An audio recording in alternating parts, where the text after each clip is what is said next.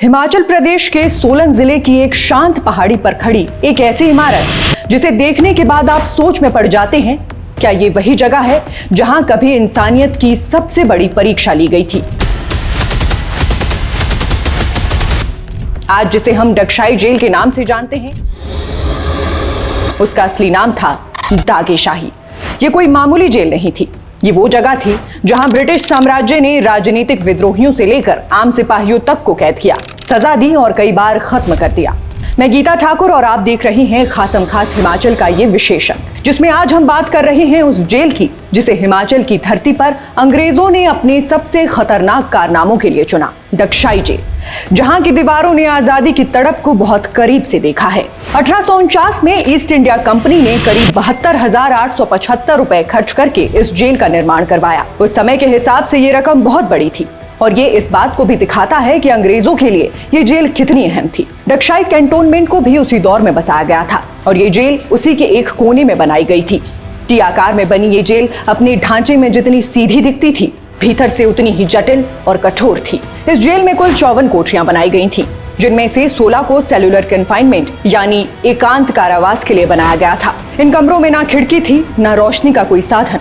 छोटे से लोहे के पाइप से थोड़ी हवा जरूर आती थी, लेकिन वो भी इस तरह कि अगर एक कोने में बैठे हो तो वहां दूसरे कोने तक हवा महसूस भी ना हो।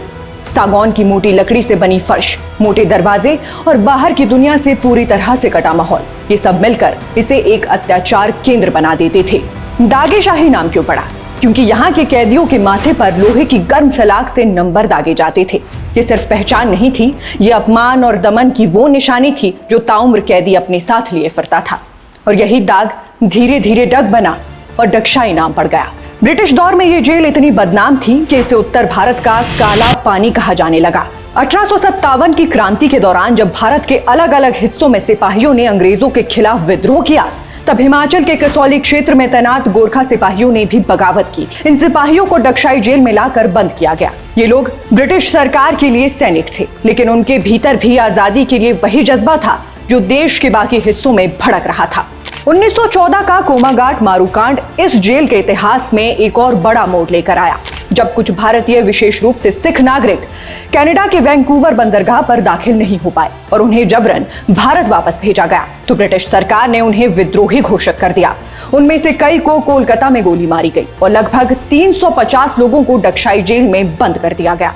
इन लोगों का कसूर सिर्फ इतना था कि उन्होंने बेहतर जिंदगी की तलाश की थी और अपनी वैश्विक ताकत के खिलाफ आवाज उठाई थी। अब एक महत्वपूर्ण मोड़ आता है 1920 में, जब डगशाई जेल में आयरलैंड से आए 75 ब्रिटिश सैनिकों को बंद किया गया। इन सैनिकों ने पंजाब की एक रेजिमेंट में तैनाती के दौरान अपने देश आयरलैंड में चल रहे आजादी के आंदोलन के समर्थन में अंग्रेजों के खिलाफ विद्रोह कर दिया था। इन्हें डगशाई जेल लाया गया, जहां इन्हें अमानवीय परिस्थितियों में रखा गया। कई तो यहीं बीमार होकर मर भी गए। इन सैनिकों की हालत देखने के लिए महात्मा गांधी खुद 1 अगस्त 1920 को डगशाई जेल पहुंचे। वो 2 दिन यहाँ रहे और जिस कोठरी में वो सैनिक बंद थे, उसी में जाकर ठहरे। आज भी उस कोठरी के बाहर बापू की तस्वीर टंगी है और दीवार पर एक बड़ा चरखा भी बना हुआ है, जो उनके सत्याग्रह के प्रतीक के रूप में आज भी मौजूद है। ये घटना दिखाती है कि डगशाई जेल केवल भारतीय कैदियों के लिए नहीं, बल्कि ब्रिटिश सरकार के अपने खिलाफ बोलने वालों के लिए भी नर्क समान थी। जेल का फांसी घर, जिसे बेल ऑफ एग्जीक्यूशन से जोड़ा गया था, इस पूरे परिसर का सबसे डरावना हिस्सा है। जब भी किसी को फांसी दी जाती थी तो ये घंटी बजाई जाती थी, ताकि बाकी कैदियों को पता चल जाए कि अब किसकी बारी थी। ये मानसिक यातना का एक ऐसा तरीका था जिससे लोगों का आत्मबल पहले ही टूट जाए। आजादी के बाद एक और चौंकाने वाली घटना इस जेल से जुड़ी। नाथूराम गोडसे, जिसने महात्मा गांधी की हत्या की, उसे शिमला ट्रायल के दौरान एक रात के लिए इसी जेल में रखा गया। वो इस जेल का आखिरी राजनीतिक कैदी था। उसकी कोठरी आज भी इस म्यूजियम में मौजूद है और दीवार पर उसकी तस्वीर ये दर्शाती है कि डगशाई जेल का इतिहास सिर्फ आजादी के मतवालों तक सीमित नहीं था, बल्कि उसमें वो लोग भी थे जिन्होंने देश के सबसे महान नेता की हत्या की थी। अब बात करते हैं आज की डगशाई जेल की। 1970 के दशक में इस जेल को एक म्यूजियम के रूप में विकसित किया गया। भारतीय सेना के अधीन चलने वाले इस म्यूजियम में आज भी वही 54 कोठरियां हैं, जिनमें से कई को मूल स्वरूप में ही संरक्षित रखा गया है। एकांत कारावास की कोठरियों में अब जानकारी देने वाले बोर्ड लगे हैं और दीवारों पर लगे दस्तावेज, नक्शे और तस्वीरें उस दौर की भयावहता को बयान करते हैं। यहाँ पर एक खंड है जिसमें फांसी देने की व्यवस्था को दिखाया गया है। साथ ही बेल ऑफ एग्जीक्यूशन भी संरक्षित है।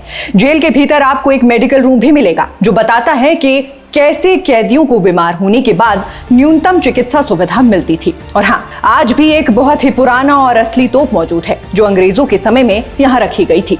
डगशाई जेल म्यूजियम की दीवारें आज खामोश हैं, लेकिन इनमें दर्ज हर चीख, हर आंसू और हर कदम की आहट अब भी जिंदा है। जो लोग यहाँ घूमने आते हैं उनके लिए ये सिर्फ ईंट पत्थर की इमारत नहीं, बल्कि एक ऐसा दस्तावेज है जिसे बिना पढ़े देशभक्ति का असली मतलब समझना मुश्किल है। आज जब हम हिमाचल के इस हिस्से को देखते हैं तो लगता है कि ये जैसे सिर्फ पहाड़ों का प्रदेश नहीं, ये देश के इतिहास की वो गहराई है जहां इंसानियत, संघर्ष और बलिदान की सबसे बड़ी मिसालें दर्ज हैं। लेकिन डगशाई का सच केवल जेल की दीवारों तक सीमित नहीं था। आसपास की पहाड़ियों और गांव में रहने वाले लोग भी उस दौर के खौफ को महसूस करते थे। अंग्रेज अफसरों का आना जाना, गाड़ियों की आवाजें और फांसी के दिन बजने वाली घंटी, ये सब कुछ लोगों की जिंदगी में डर बनकर शामिल था। लोक कथाओं में आज भी बुजुर्ग बताते हैं कि डगशाई के पास से गुजरते हुए लोग नजरें झुका लेते थे, वहां की तरफ सीधा देखने की भी हिम्मत नहीं होती थी। इतिहासकार बताते हैं कि डगशाई जैसी जेलें अंग्रेजों की सोची समझी रणनीति का हिस्सा थी। वो जानते थे कि केवल लड़ाई से भारत को नहीं जीता जा सकता, डर और मानसिक यातना भी जरूरी है। डगशाई जैसी जेलों में जो हुआ वो भारत के हर उस नौजवान को चुप कराने की कोशिश थी जो स्वतंत्रता की बात करता था। और हैरानी की बात यह है कि इतने वर्षों बाद भी इस जगह पर बहुत कम लोगों की नजरें जाती हैं। आज भी जब सोलन से ऊपर डगशाई की तरफ आप बढ़ते हैं तो वो ऊंची दीवारें, वो बंद गेट और सन्नाटे से भरी गलियां आपको अपने इतिहास के उस दौर में खींच ले जाती हैं। ये केवल एक टूरिस्ट प्लेस नहीं बल्कि एक जीती जागती किताब है जिसमें हर ईंट, हर कोना, हर दरवाजा कुछ कहता है। ये जरूरी है कि आज की पीढ़ी इन जगहों को सिर्फ घूमने की जगह ना समझे बल्कि उन्हें इतिहास के सबक के रूप में देखे। जिस देश में आज हम खुलकर बोल सकते हैं, लिख सकते हैं, विरोध कर सकते हैं, उसकी नींव उन लोगों ने रखी थी जो डगशाई जैसी जेलों में घुट घुट कर जिए और कई बार तो वहीं दम भी तोड़ दिया। तो अगली बार जब आप हिमाचल आएं तो डगशाई जेल म्यूजियम जाना ना भूलें। वहां जाने के बाद शायद आपको किसी किताब या भाषण की जरूरत ना पड़े। देशभक्ति का मतलब खुद ब खुद समझ में आ जाएगा। अगर आपको ये वीडियो अच्छा लगा हो तो लाइक और शेयर जरूर करें, और अगर आप इस तरह के डॉक्यूमेंट्री स्टाइल वीडियो और देखना चाहते हैं तो हमारे चैनल को सब्सक्राइब करें ताकि हम आपके लिए ऐसे और तथ्यपूर्ण कंटेंट लाते रहें।